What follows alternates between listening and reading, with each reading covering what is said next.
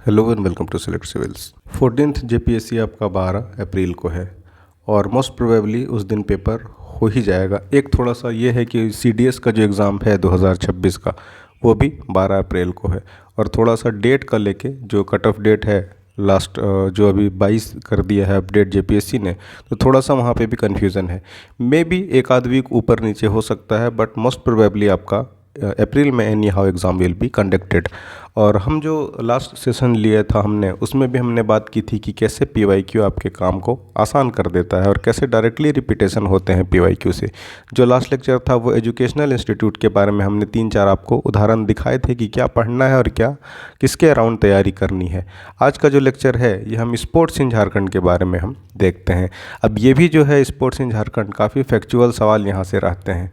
वैसे आप स्पोर्ट्स पढ़ने जाएंगे तो बहुत लंबा चौड़ा डायमेंशन है, लेकिन हाउ पीवाईक्यू डायरेक्टली आपके काम को आसान कर देता है और आप इजीली इसको तैयार कर सकते हैं। वैसे हमने detailed PYQ paper 1 paper 2 video lecture है उसमें, और सेक्शन वाइज थीम वाइज हमने अपडेट कर रखा है कि आप उस वीडियो को देखें। पीवाईक्यू उसमें डिटेल एक्सप्लेनेशन है जो कि अभी आप देखेंगे भी, और वो आपके काम को बहुत हद तक आसान कर देगा। और जो पीवाईक्यू से है क्वेश्चन 60 to 70% रिपीट होते हैं और इसके पेरिफेरल्स में आपको तैयारी करनी है सो दैट आप अपना टाइम और एनर्जी सही दिशा में गाइडेड डायरेक्शन में लगा सकें।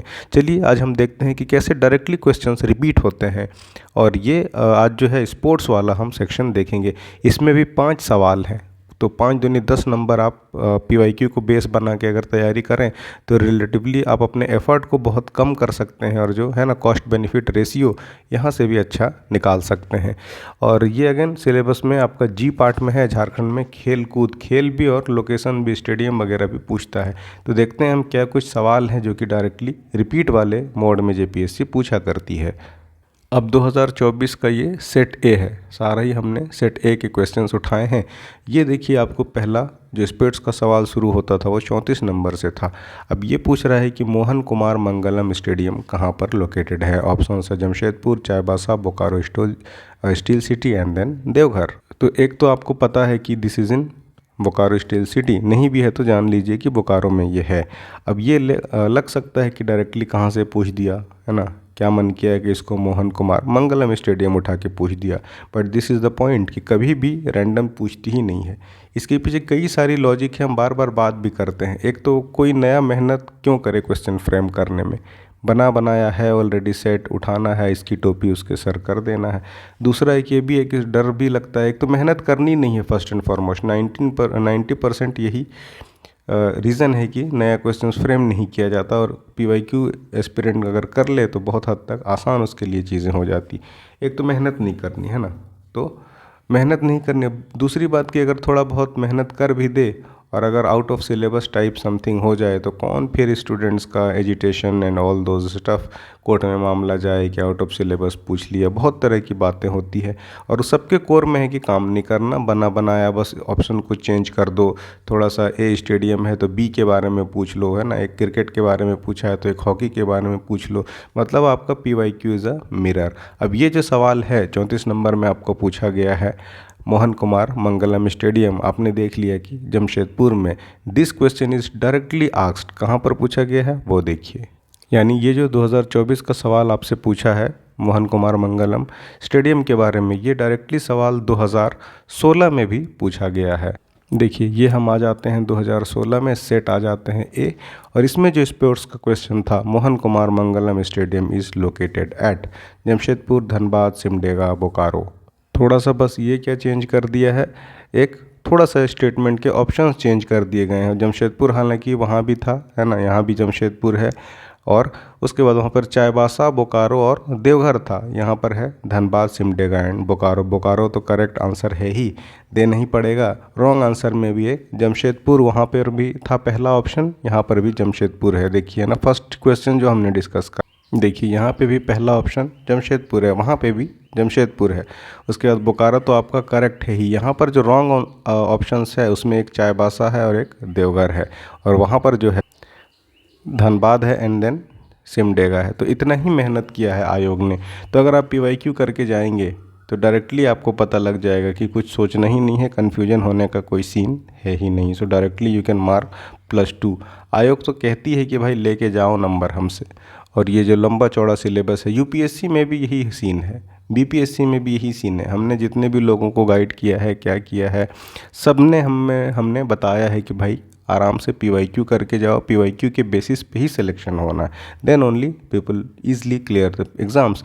अच्छा, इसी को हमने पूरा जो आपका है सेग्रीगेट किया है हमने टॉपिक वाइज, और डिटेल्स आपका बना के सारे इसके पेरिफेरल्स में जो चीज़ें पढ़नी है, जैसे यहाँ पर स्टेडियम के बारे में है तो हमने इसका डिटेल की कैसे क्या है, कब से इसमें कौन ऑथराइज है, इसको मेंटेन किसके अंदर होता है, every detail we have made a separate, हमने कोर्स ही क्रिएट कर दिया है। और वो दोनों के लिए, पेपर 1 के लिए और पेपर 2 के लिए आप वहाँ पर डायरेक्टली एक्सेस करें। उसमें ई बुक्स हैं, पीडीएफ्स हैं, सब कुछ आप वहाँ पर एक्सेस कर सकते हैं, सो दैट आपको मेहनत ना करना। अगर आप खुद से कर लेते हैं तो वेल एंड गुड है, लेकिन ये बहुत ही एग्जॉस्टिव टास्क है, और सारे क्वेश्चंस के अराउंड जो ऑप्शंस हैं काफ़ी हमने डिटेल प्रिपेयर किया है। और चलिए, अब ऐसा नहीं कि बस एक ही सवाल है स्पोर्ट्स से रिलेटेड, अब चलिए हम दूसरा भी देखते हैं कि कौन सा किसके अराउंड सवाल पूछे जाते हैं।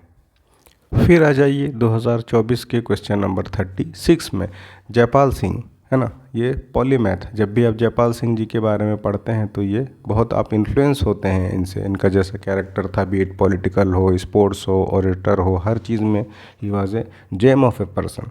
तो जब यहाँ पर आप पढ़ते हैं जयपाल सिंह के बारे में, सवाल क्या कह रहा है, Jaipal Singh the first captain of Indian hockey team in Olympic 1928। यहाँ तक इन्फॉर्मेशन हालांकि दे दिया है आपको। पूछ रहा है कि कौन सा मेडल जीते थे, गोल्ड, सिल्वर, ब्रॉन्ज और नन ऑफ द अबव। तो आपको पता है ये वैसे सिंपल सवाल है, आसानी वाला बिल्कुल, कि दिस वाज अ गोल्ड। लेकिन ऐसा नहीं है कि जयपाल सिंह आपको डायरेक्टली उठा के कि इस बार हम जयपाल सिंह के बारे में पूछते हैं। क्यों? क्योंकि जयपाल सिंह पहले भी n नंबर ऑफ टाइम पूछा जा चुका है। जैसे कहाँ पूछा जा चुका है तो वो हम देखते हैं। तो ये देखिए 2017 का पेपर है, अगेन सेट ए है। इसमें जयपाल सिंह के बारे में क्या कह रहा है, Jaipal Singh nick name was Marang Gomke. एक तो ये स्टेटमेंट है जो कि हालांकि वैसे तो करेक्ट है।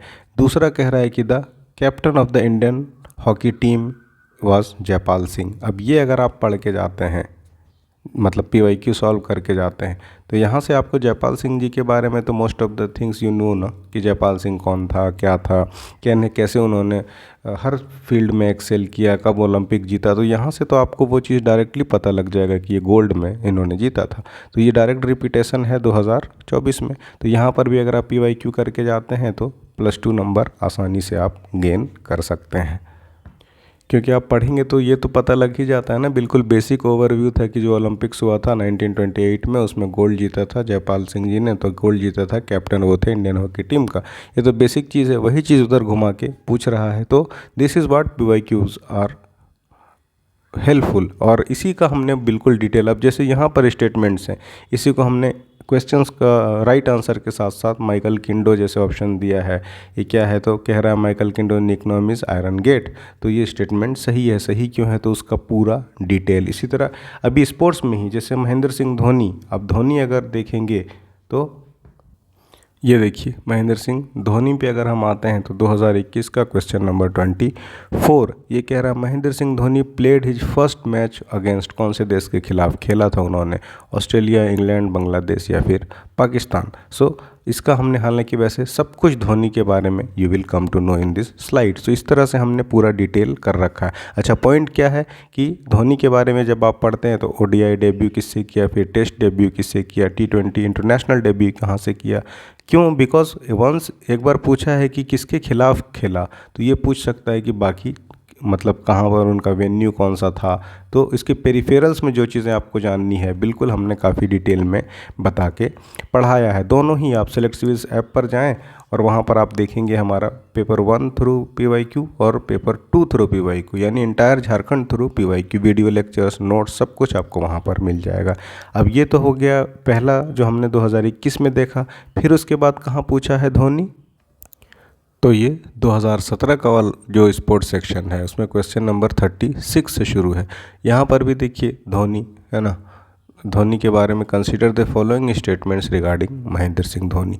तो यही अगर आप पीवाईक्यू करके जाते हैं तो यहाँ से आपको इंटायर डिटेल धोनी के बारे में पता चल जाता है। Then also you come to know कि पहला वनडे उन्होंने खेला था बांग्लादेश के खिलाफ जिसमें रन आउट हो गए थे और 0 वाला था। So every detail you will cover by here, तो आपको वो क्वेश्चन एज ए गिफ्ट मिल जाएगा डायरेक्टली। इसी तरह जो आपका सिलेबस है, बार बार हम यही कह रहे हैं कि 60 to 70% is done through PYQ और इसके पेरिफेरल्स में जो चीज़ सवाल पूछे जाते हैं।